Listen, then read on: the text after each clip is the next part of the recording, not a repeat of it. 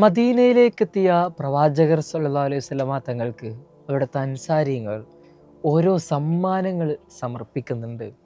അവരോരോരുത്തരും തങ്ങളെ കൊണ്ടാവുന്ന പലതരത്തിലുള്ള അവരുടെ സന്തോഷ സൂചകമായിക്കൊണ്ട് പല സമ്മാനങ്ങളും പ്രവാചകൻ്റെ മുന്നിൽ സമർപ്പിക്കുകയാണ്.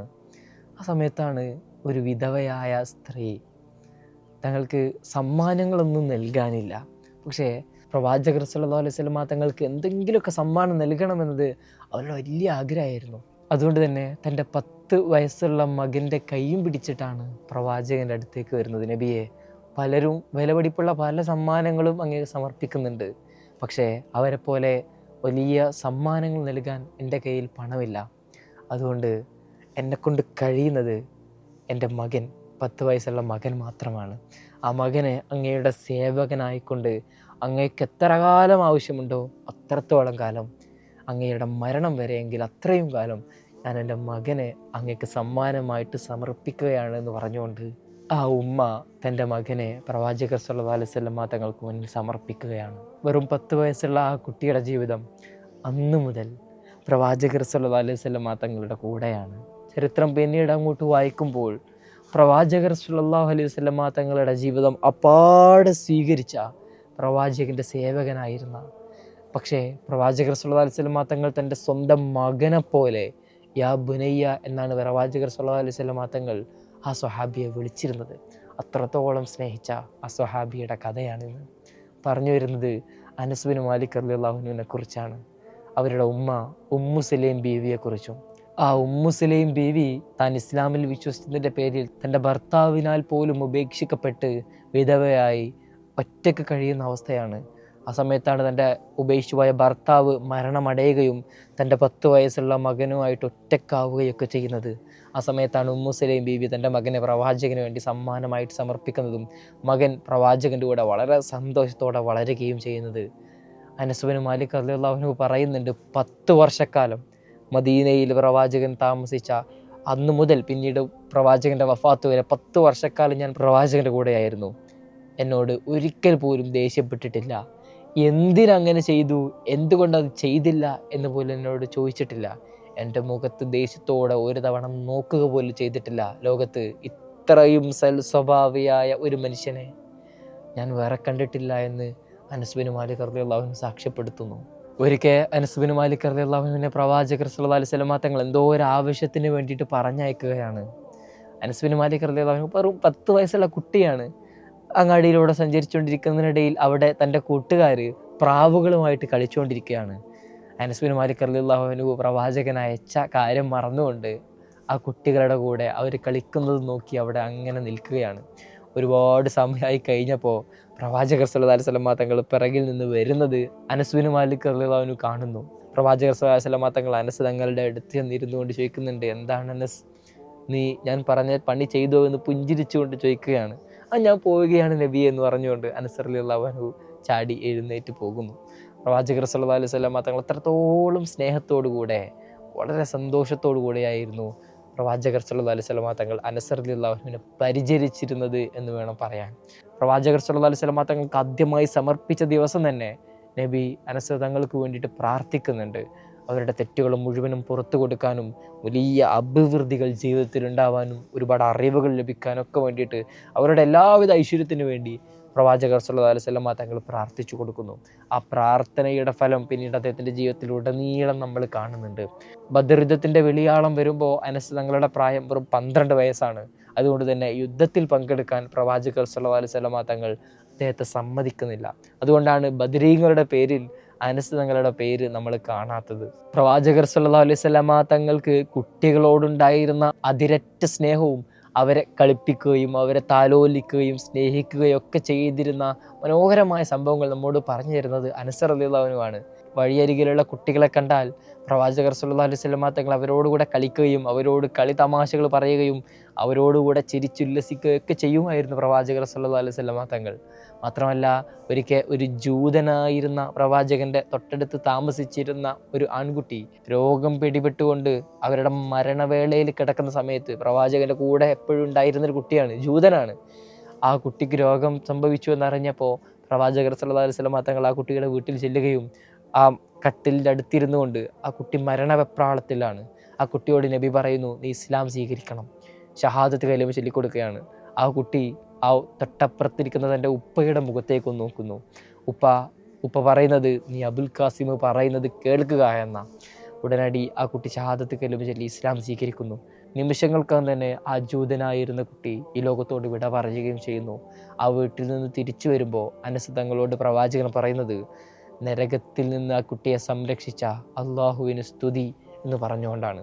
അത്രത്തോളം കുട്ടികളുമായിട്ടുള്ള സ്നേഹവും അവരോടുള്ള സമീപനമൊക്കെ നമ്മോട് പറഞ്ഞു തരുന്നത് അനസ് റളിയല്ലാഹു അൻഹുവാണ്. കാരണം അവരെല്ലാവരും ഒരേ പ്രായത്തിലൂടെ വളർന്നു വരുന്ന മക്കളായിരുന്നു എന്നുള്ളതാണ്. പ്രവാചകനെ തൊട്ട് 2000-ലധികം ഹദീസുകൾ അനസ് റളിയല്ലാഹു അൻഹു റിപ്പോർട്ട് ചെയ്യുന്നുണ്ട്. നബി സല്ലല്ലാഹു അലൈഹി വസല്ലം തങ്ങൾ ഇങ്ങനെ ചെയ്യുന്നത് ഞാൻ കണ്ടു, നബി സല്ലല്ലാഹു അലൈഹി വസല്ലം തങ്ങൾ എന്നെ വിളിച്ചിട്ട് ഉപദേശിച്ചു, നബി അങ്ങനെ പറയുന്നത് ഞാൻ കേട്ടു എന്ന് പറഞ്ഞുകൊണ്ട് സദാസമയവും പ്രവാചകൻ്റെ കൂടെ തന്നെ താമസിക്കുന്ന അനസ് റളിയല്ലാഹു അൻഹു 2000-ലധികം ഹദീസുകൾ പ്രവാചകനെ തൊട്ടിട്ട് റിപ്പോർട്ട് ചെയ്യുന്നുണ്ട്. അനസ് റളിയല്ലാഹു അൻഹു റിപ്പോർട്ട് ചെയ്യുന്ന മനോഹരമായ ഒരു ഹദീസ് നമുക്ക് ഇങ്ങനെ വായിക്കാം. നബി ഒരു ദിവസം മിമ്പറിൽ ഇങ്ങനെ പ്രസംഗിച്ചുകൊണ്ടിരിക്കുന്ന വേളയിലാണ് ഒരാൾ എഴുന്നേറ്റുകൊണ്ട് പറയുന്നത്, നബിയെ കടുത്ത ക്ഷാമമാണ്, കുടിക്കാൻ പോലും വെള്ളമില്ലാത്ത അവസ്ഥയാണ്, മഴയ്ക്ക് വേണ്ടി പ്രാർത്ഥിക്കണം. ഉടനടി പ്രവാചകർ സ്വല്ലല്ലാഹു അലൈഹി വസല്ലം തങ്ങൾ മിമ്പറിൽ നിന്നുകൊണ്ട് മഴയ്ക്ക് വേണ്ടിയിട്ട് പ്രാർത്ഥിക്കുകയാണ്. അനസ് റളിയല്ലാഹു അൻഹു പറയുന്നുണ്ട്, ആകാശത്തൊരു കാർമേഘം പോലും ഇല്ലായിരുന്നു. ഉടനടി അവിടെ മഴ പെയ്യുന്നു. മരുഭൂമിയിലുടനീളം ശക്തമായ മഴ ലഭിക്കുകയും അടുത്ത ആഴ്ച അതേപോലെ പ്രവാചകർ സ്വല്ലല്ലാഹു അലൈഹി വസല്ലം തങ്ങൾ വെള്ളിയാഴ്ച ഖുതുബക്ക് വേണ്ടി മിമ്പറിൽ കയറി നിന്നപ്പോൾ അതേ വ്യക്തി എഴുന്നേറ്റ് നിന്നിട്ട് പറയുന്നു, നബിയെ മഴ ഇപ്പോൾ അധികമായി ലഭിച്ചിട്ടുണ്ട്, നമ്മുടെ മരുഭൂമിയും തോട്ടങ്ങളൊക്കെ വെള്ളത്തിൻ്റെ അടിയിലാണ്, അതുകൊണ്ട് ഈ പ്രളയത്തിൽ നിന്ന് നമ്മളെ രക്ഷിക്കാൻ വേണ്ടി പ്രവാചകൻ ഒന്ന് പ്രാർത്ഥിക്കണമെന്ന് പറയുകയും പ്രവാചകൻ ഉടനടി മിമ്പറിൽ വെച്ച് പ്രാർത്ഥിക്കുകയും ആ വെള്ളം താഴോട്ട് തന്നെ ഇറങ്ങുകയൊക്കെ ചെയ്യുന്ന പ്രവാചകർ സ്വല്ലല്ലാഹു അലൈഹി വസല്ലം തങ്ങളുടെ ജീവിതത്തിൽ നടന്ന ഒരുപാട് മനോഹരമായ സംഭവങ്ങൾ നമ്മോട് പറഞ്ഞു തരുന്നത് അവിടുത്തെ സന്തത സഹചാരിയായിരുന്ന അനസ് ബിൻ മാലിക് റളിയല്ലാഹു അൻഹുവാണ്. പ്രവാചകർ സ്വല്ലല്ലാഹു അലൈഹി വസല്ലം തങ്ങൾ നിസ്കരിക്കുന്നത് ആർക്കെങ്കിലും കാണണമെങ്കിൽ അത് അനസ് റളിയല്ലാഹു അൻഹു നിസ്കരിക്കുന്നത് കണ്ടാൽ മതി എന്ന് താബീങ്ങളും സ്വഹാബത്തൊക്കെ പറയുമായിരുന്നു. അത്രത്തോളം പ്രവാചകർ സ്വല്ലല്ലാഹു അലൈഹി വസല്ലം തങ്ങളുടെ ജീവിതം, അവിടുത്തെ സുന്നത്തുകളൊക്കെ ജീവിതത്തിൽ കൊണ്ടു നടക്കുകയും നബി സല്ലല്ലാഹു അലൈഹി വസല്ലം തങ്ങൾ എങ്ങനെയാണ് നടന്നത്, എങ്ങനെയാണ് ഭക്ഷണം കഴിച്ചത്, എങ്ങനെയാണ് നിസ്കരിച്ചത്, വുളു എടുത്തത്, അതുപോലെ തൻ്റെ ജീവിതത്തിൽ അതെല്ലാം പ്രകടിപ്പിക്കാൻ ശ്രമിക്കുന്ന അനസ് റളിയല്ലാഹു അൻഹു. പ്രവാചകർ സ്വല്ലല്ലാഹു അലൈഹി വസല്ലം തങ്ങൾ എത്ര നേരമാണോ സുജൂദിലിരുന്നത് അതുപോലെ സുജൂദിൽ, എങ്ങനെയാണോ നിസ്കരിച്ചത് അതുപോലെ ചെയ്യുന്നു. അനസ് റളിയല്ലാഹു അൻഹു പറയുന്നുണ്ട്, ഒരു ദിവസം നബി ഭക്ഷണം കഴിച്ചുകൊണ്ടിരിക്കുന്നതിനിടയിൽ ഒരു സ്വഹാബിയുടെ വീട്ടിലാണ്. സൂപ്പിലുണ്ടായിരുന്ന പംകിൻ സീഡ്, മത്തൻ്റെ കുരു പ്രവാചകർ സ്വല്ലല്ലാഹു അലൈഹി വസല്ലം തങ്ങൾ പ്രത്യേകം എടുത്ത് കഴിക്കുന്നത് അനസ് റളിയല്ലാഹു അൻഹു കാണുകയാണ്. അനസ് തങ്ങൾ പറയുന്നു, അന്നു മുതൽ എനിക്ക് മത്തൻ കുരു അത്രത്തോളം പ്രിയപ്പെട്ട ഭക്ഷണമായിട്ട് മാറി എന്ന് അനസ് റളിയല്ലാഹു അൻഹു പറയുന്നുണ്ട്. വഫാത്തിന് ശേഷം ഒരു മരുഭൂമിയിലൂടെ ഇങ്ങനെ നടന്നു പോകുമ്പോൾ പ്രത്യേകമായൊരു മരച്ചുവടെത്തിയപ്പോൾ തല കുനിച്ച് നടന്നു പോകുന്ന അനസ് റളിയല്ലാഹു അൻഹുവിനോട് കൂടെയുള്ള അനുചരർ ചോദിക്കുന്നുണ്ട്, എന്തു പറ്റി? ആ സമയത്ത് അനസ് റളിയല്ലാഹു അൻഹു പറയുന്നത്, എൻ്റെ പ്രവാചകൻ ഇതിലൂടെ കടന്നു പോകുമ്പോൾ തല കുനിച്ചിട്ട് കടന്നു പോകുമായിരുന്നു. ഒരു മനുഷ്യൻ അത്രത്തോളം തൻ്റെ ജീവിതത്തിലേക്ക് പറിച്ചു നടുക, ആ മനുഷ്യൻ ചെയ്തതുപോലെ എല്ലാ കർമ്മങ്ങളും ജീവിതത്തിലൂടെ കൊണ്ട് നടക്കുക, അതിനു വേണ്ടിയിട്ട് പരിശ്രമിക്കുകയും അതിനു വേണ്ടിയിട്ട് കഷ്ടപ്പെടുകയും ചെയ്ത മുത്തബി സുന്നയായിരുന്നു അനസ് ബിൻ മാലിക് റളിയല്ലാഹു അൻഹു. അതുകൊണ്ട് തന്നെയാണ് പ്രവാചകർ സ്വല്ലല്ലാഹു അലൈഹി വസല്ലം തങ്ങളുടെ വഫാത്ത് അനസ് റളിയല്ലാഹു അൻഹുവിന് അത്രമേൽ താങ്ങാനാവാത്ത വേദനകൾ സമ്മാനിക്കുന്നത്. നിങ്ങൾ വെറുതെ ചിന്തിച്ച് നോക്കുക, 10 വർഷക്കാലം ഒരു നിഴല് പോലെ കൂടെ ഉണ്ടായിരുന്ന മനുഷ്യൻ ഒരു ദിവസം ഓർമ്മയാക്കുന്നത്, ആ ഓർമ്മ ഭാരം അത്രമേൽ അനസ് റളിയല്ലാഹു അൻഹു വേട്ടയാടിയിരുന്നു എന്നുള്ളതാണ്. അന്ന് ആ തിങ്കളാഴ്ച ദിവസം അനസ് റളിയല്ലാഹു അൻഹു പ്രവാചകൻ അവസാനമായിട്ട് കാണുന്ന സന്ദർഭം വിവരിക്കുന്നുണ്ട്. അനസ് റളിയല്ലാഹു അൻഹുവിനെ സംബന്ധിച്ചിടത്തോളം അന്ന് സുബ്ഹ് നമസ്കാരത്തിൽ അബൂബക്കർ റളിയല്ലാഹു അൻഹു ആണ് ഇമാമ് നിൽക്കുന്നത്. പ്രവാചകർ സ്വല്ലല്ലാഹു അലൈഹി വസല്ലം തങ്ങൾ കടുത്ത രോഗം ബാധിച്ച് വീട്ടിലായിരുന്നു. സുബ്ഹ് നമസ്കാരത്തിന് വേണ്ടി സ്വഹാബത്ത് എല്ലാവരും നിസ്കരിക്കാൻ വേണ്ടി തയ്യാറായി നിൽക്കുമ്പോൾ പ്രവാചകർ സ്വല്ലല്ലാഹു അലൈഹി വസല്ലം തങ്ങൾ വീടിൻ്റെ കർട്ടൻ നീക്കിയിട്ട് അവിടെ നിസ്കരിച്ചുകൊണ്ടിരിക്കുന്ന സ്വഹാബത്തിനെ നോക്കുന്നു. പ്രവാചകൻ്റെ വീടും പള്ളിയൊക്കെ ഒരു ചുമരിൻ്റെ അപ്പുറവും ഇപ്പുറവുമാണ്. അതുകൊണ്ട് തന്നെ കർട്ടൻ നീക്കിയിട്ട് സ്വഹാബത്തിനെ നോക്കുകയും സ്വഹാബത്ത് എല്ലാവരും നിസ്കരിക്കുന്നത് കണ്ട് വളരെ മനസംതൃപ്തിയോടെ പുഞ്ചിരിക്കുന്ന പ്രവാചകനെ സ്വഹാബത്ത് എല്ലാവരും കാണുകയും അവർ പറയുന്നില്ല, ഞങ്ങളുടെ നിസ്കാരത്തിലെ ശ്രദ്ധ പോലും തെറ്റിപ്പോയി പ്രവാചകൻ്റെ ആ മുഖ സൗന്ദര്യം കണ്ടുകൊണ്ട്. അവരെല്ലാവരും ആശ്വസിക്കുന്നുണ്ട്, പ്രവാചകർ സ്വല്ലല്ലാഹു അലൈഹി വസല്ലം തങ്ങൾ പൂർണ്ണമായ ആരോഗ്യം വീണ്ടെടുത്തു എന്ന്. പ്രവാചകനെ കണ്ടപാട് അബൂബക്കർ തങ്ങൾ പിറകോട്ട് ഇറങ്ങി നിന്ന് മൗമുമായിട്ട് പ്രവാചകനോട് ഇമാമായിട്ട് നിൽക്കാൻ പറയുന്ന സന്ദർഭം ഉണ്ടാകുന്നുണ്ട്. പ്രവാചകൻ അബൂബക്കർ തങ്ങളോട് നിസ്കാരം തുടരാൻ കൽപ്പിക്കുകയൊക്കെ ചെയ്യുന്നു. ആ അവസരത്തിലാണ് അനസ് റളിയല്ലാഹു അൻഹു അടക്കമുള്ള പല സ്വഹാബത്തും പ്രവാചകൻ അവസാനമായിട്ട് ജീവനോടെ കാണുന്നത്. പ്രവാചകൻ ആരോഗ്യത്തോടെ ഇരിക്കുന്നു എന്ന വാർത്തയാണ് സുബ്ഹ് നമസ്കാരത്തിൽ അവർ കേൾക്കുന്നത്. പിന്നീട് അവരെല്ലാവരും പള്ളിയിൽ നിന്ന് നിസ്കാരശേഷം പിന്തിരിഞ്ഞു പോകുന്നു. ളുഹർ നമസ്കാരത്തിൻ്റെ സമയമായപ്പോഴേക്കും അവർ കേൾക്കുന്നത് പ്രവാചകർ സല്ലല്ലാഹു അലൈഹി വസല്ലമ തങ്ങൾ ഈ ലോകത്തോട് വിട പറഞ്ഞു എന്നുള്ള വാർത്തയാണ്. അനസ് റളിയല്ലാഹു അൻഹുവിനെ സംബന്ധിച്ചിടത്തോളം ആ വാർത്ത താങ്ങാൻ പറ്റാത്തതായിരുന്നു എന്നുള്ളതാണ്. അനസ് റളിയല്ലാഹു അൻഹു പിന്നീട് പറയുന്നുണ്ട്, ഞാൻ 10 വർഷക്കാലം നബിയുടെ കൂടെ ജീവിച്ചു. 10 വർഷക്കാലം ഓരോ ദിവസവും ഞാൻ പ്രവാചകനെ കണ്ടിട്ടുണ്ട്. ഒരു ദിവസം പോലും ഞാൻ നബിയെ കാണാത്തതില്ല. ജീവിതം മുഴുവനും പ്രവാചകൻ്റെ കൂടെയായിരുന്നു. നബി മദീനയിലേക്ക് വന്നപ്പോൾ ഇവിടേക്കൊരു പ്രകാശം ഉണ്ടായിരുന്നു. നബിയുടെ വഫാത്ത് സമയത്ത് ആ പ്രകാശം ഇവിടെ നിന്ന് നഷ്ടപ്പെട്ടു പോയി. പിന്നീട് പ്രവാചകൻ്റെ വഫാത്തിന് ശേഷം 80 വർഷമാണ് ഞാൻ ജീവിച്ചിട്ടുള്ളത്. ആ 80 വർഷവും ഒരു ദിവസം പോലും ഞാൻ പ്രവാചകർ സല്ലല്ലാഹു അലൈഹി വസല്ലമ തങ്ങളെ സ്വപ്നത്തിൽ കാണാത്ത ദിവസമില്ല എന്ന് അനസ് റളിയല്ലാഹു അൻഹു പറയുകയാണ്. എന്തൊരു മഹത്തരമായ സമ്മാനമാണിതെന്ന് നിങ്ങൾ ആലോചിച്ച് നോക്കുക. എപ്പോൾ രാത്രി ഉറങ്ങിക്കഴിഞ്ഞാലും അന്നേ ദിവസം സ്വപ്നത്തിൽ പ്രവാചകർ സല്ലല്ലാഹു അലൈഹി വസല്ലമ തങ്ങൾ വരുന്നു. കരഞ്ഞുകൊണ്ടാണ് ആ വലിയ അനുഗ്രഹം സന്തോഷത്തോടുകൂടെ അനസ് റളിയല്ലാഹു അൻഹു കൂടെയുള്ള ആളുകളോട് പങ്കുവെക്കാറ്. പ്രവാചകർ സല്ലല്ലാഹു അലൈഹി വസല്ലമ തങ്ങളെ നിരന്തരം സ്വപ്നത്തിൽ കാണുന്നു അനസ് റളിയല്ലാഹു അൻഹു. 80 വർഷം ഞാൻ ഉറങ്ങിക്കഴിഞ്ഞാൽ പ്രവാചകനെ സ്വപ്നത്തിൽ കാണാത്ത ഒരു രാത്രി പോലും പിന്നീട് തനിക്കുണ്ടായിട്ടില്ല എന്ന് അനസ് റളിയല്ലാഹു അൻഹു പറയുന്നുണ്ട്. അത്രമേൽ പ്രവാചകനെ സ്നേഹിച്ച, പ്രവാചകനും സ്നേഹിച്ച അവിടുത്തെ സന്തത സഹചാരിയായിരുന്നു അനസ് ബിൻ മാലിക് റളിയല്ലാഹു അൻഹു. അബൂബക്കർ റളിയല്ലാഹു അൻഹു ഖിലാഫത്തിലിരിക്കുന്ന സമയത്ത് സക്കാത്തിൻ്റെ കണക്കുകളും മറ്റുമൊക്കെ ശരിപ്പെടുത്താൻ ഏൽപ്പിച്ചിരുന്നത് ഇതേ അനസ് റളിയല്ലാഹു അൻഹുവിനെ ആയിരുന്നു. വളരെയേറെ ആഴത്തിലുള്ള പാണ്ഡിത്യം അദ്ദേഹത്തിൻ്റെ വക്കിലുണ്ടായിരുന്നു. പക്ഷേ അദ്ദേഹത്തെ സംബന്ധിച്ചിടത്തോളം അദ്ദേഹം ഏറ്റവും സന്തോഷിച്ചിരുന്നത് നബിയെപ്പറ്റി ആളുകളോട് നിരന്തരം സംസാരിച്ചുകൊണ്ടിരിക്കുക, നബിയുടെ ഹദീസുകൾ അവർക്ക് പറഞ്ഞു കൊടുത്തുകൊണ്ടിരിക്കുക എന്നുള്ളതൊക്കെയായിരുന്നു അദ്ദേഹത്തെ സംബന്ധിച്ചിടത്തോളം ഏറ്റവും പ്രധാനപ്പെട്ട കാര്യം. അതുകൊണ്ട് തന്നെയാണ് പിന്നീട് ഉസ്മാൻ റളിയല്ലാഹുവിൻ്റെ കാലത്ത് ഫിത്ന പുറപ്പെട്ട സമയത്ത് അദ്ദേഹം ആ നാട് ഉപേക്ഷിച്ചിട്ട് ബസറയിലേക്ക് പോവുകയാണ്. അവിടെ പള്ളികളിൽ ഹൽക്കയായിക്കൊണ്ടും ആളുകളോട് നിരന്തരം ദർസുകളൊക്കെ നടത്തി അദ്ദേഹത്തിൻ്റെ ജീവിതം മുഴുവൻ പിന്നീട് അവിടെ കഴിച്ചു കൂട്ടുകയാണ്. ഹസൻ അൽ ബസരി, സുഹരി ഇമാമൊക്കെ അദ്ദേഹത്തിൻ്റെ ശിഷ്യന്മാരായിക്കൊണ്ട് അദ്ദേഹത്തിൻ്റെ കൂടെ ഉണ്ടായിരുന്ന താബിഈങ്ങളാണ്. അദ്ദേഹത്തെ സംബന്ധിച്ചിടത്തോളം വലിയ പരീക്ഷണങ്ങളിലൂടെയും അക്കാലത്ത് അദ്ദേഹം കടന്നു പോകുന്നുണ്ട്. അലി റളിയല്ലാഹു അൻഹുവിൻ്റെ കാലത്ത് പുറപ്പെട്ട ഫിത്ന സമയത്ത് അദ്ദേഹം ജീവിക്കുന്നുണ്ട്. മാത്രമല്ല പിന്നെ യസീദ് ബിൻ മുആവിയയുടെ ക്രൂരമായ ഭരണകാലത്തൊക്കെ അദ്ദേഹം അവിടെ ജീവിക്കുന്നുണ്ട്. പിന്നീട് മക്കയിലേക്ക് അദ്ദേഹം താമസം മാറ്റുന്ന സമയത്ത് അവിടെ ഹജ്ജാജ് ബിൻ യൂസുഫിൻ്റെ കൊടിയ പീഡനങ്ങൾക്ക് അദ്ദേഹം ഇരയാവുന്നുണ്ട്. അദ്ദേഹത്തെ സംബന്ധിച്ചിടത്തോളം ഒരു ദിവസം ഹജ്ജാജ് വളരെ പ്രായമായ അവസ്ഥയിലായിരുന്നു അനസ് ബിൻ മാലിക് റളിയല്ലാഹു അൻഹു. അദ്ദേഹത്തിൻ്റെ 80-90 പ്രായമായിട്ടുണ്ടെന്ന്. ആ സമയത്താണ് പരസ്യമായിട്ട് വിളിച്ചു വരുത്തുകയും അപമാനിക്കുകയൊക്കെ ചെയ്യുന്നത്.